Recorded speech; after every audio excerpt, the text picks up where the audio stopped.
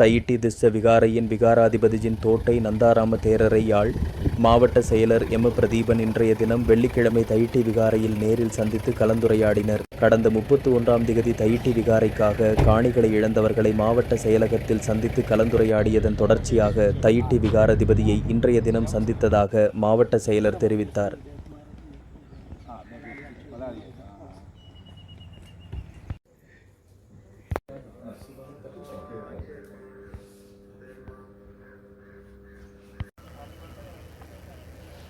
தையிட்டி திஸ்ஸ விகாரை காணி விடுவிப்பு தொடர்பாக கடந்த 31ஆம் திகதி இந்த காணிக்குரிய பொதுமக்கள் நேரடியாக மாவட்ட செயலகத்துக்கு வருகை தந்து தங்களுடைய காணி விடுவிப்பு தொடர்பாக கலந்துரையாடியிருந்தார்கள்.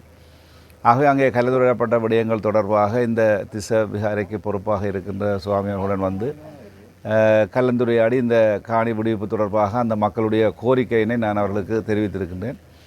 அவரும் இந்த காணி விடுவிப்பு தொடர்பாக தான் முடிவெடுக்க முடியாது என்பது தொடர்பாகவும் இந்த முடிவினை தன்னுடைய அடுத்த உயர் பீடத்திற்கு தெரிவித்து அவர்கள் மூலமாக இந்த தொடர் நடவடிக்கைக்குரிய முயற்சிகளை எடுப்பதாக தெரிவித்திருக்கின்றார்.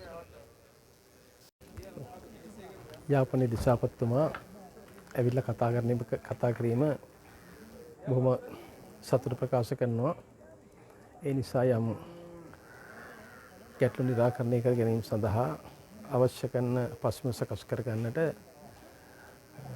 රජයත් සංඝ සභාවත් ඒ අවශ්‍ය කටයුතු සිදු කරાવી.